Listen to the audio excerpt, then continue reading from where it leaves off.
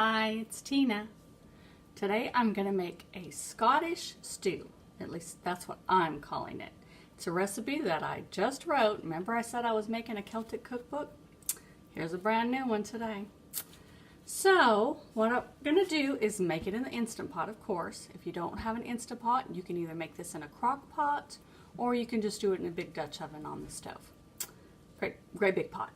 Okay? So I'm going to, let's see.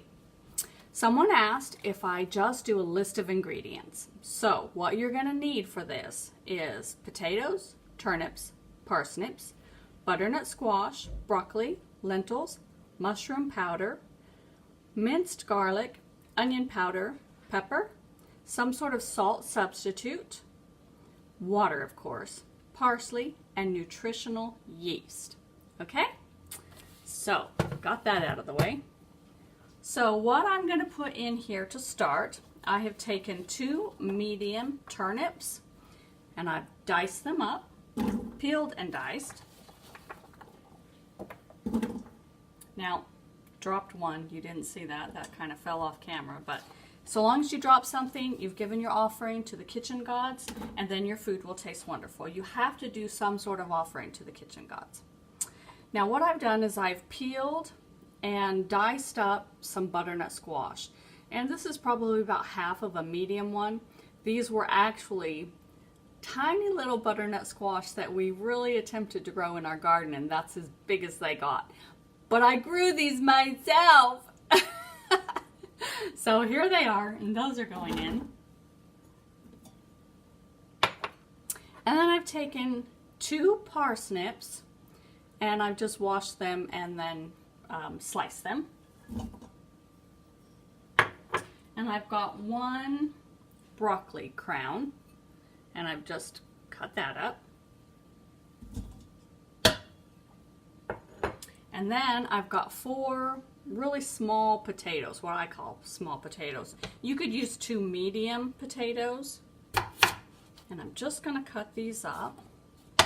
Didn't realize that you really can't see me here, but you can see what's going in the Instant Pot.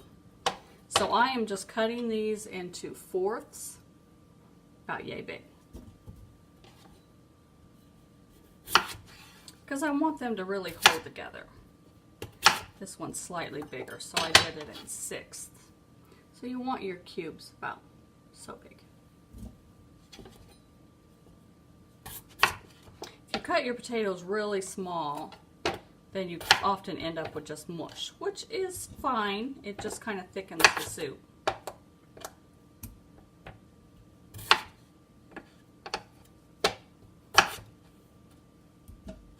Just cutting those up and throwing those in.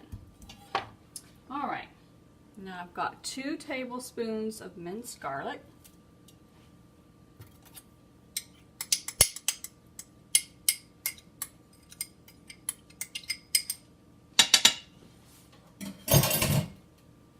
And then I'm going to do 1 cup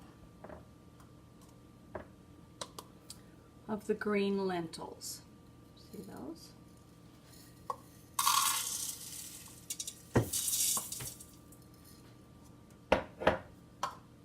And I've got 1/4 cup of nutritional yeast.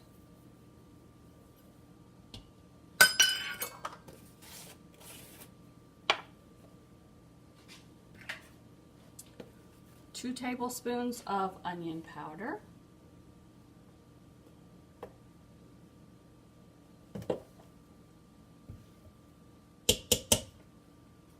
2 tablespoons of any salt substitute. So you can use Mrs. Dash. This is one I just got with my most recent order from Vitacost.com.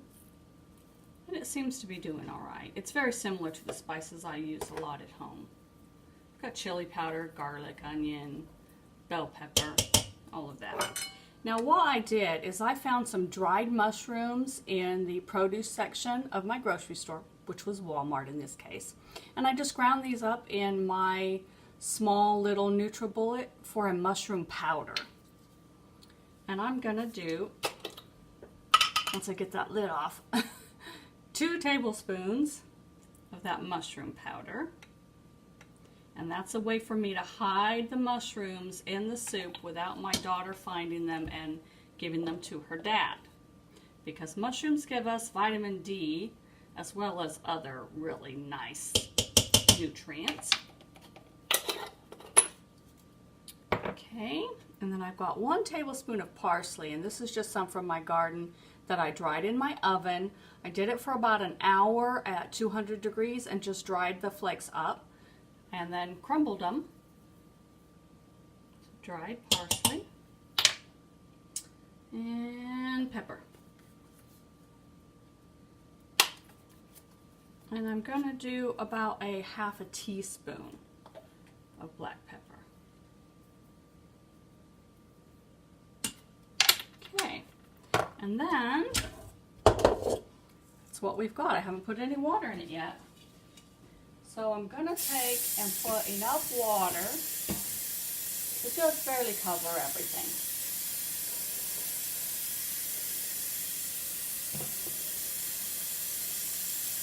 Because I want it to be a real thick soup.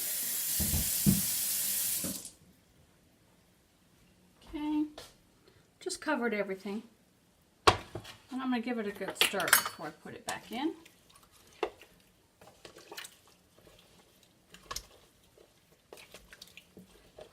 Now I realize that I set this up and let it cook, and I don't open it until evening when my family comes in and they're ready to eat.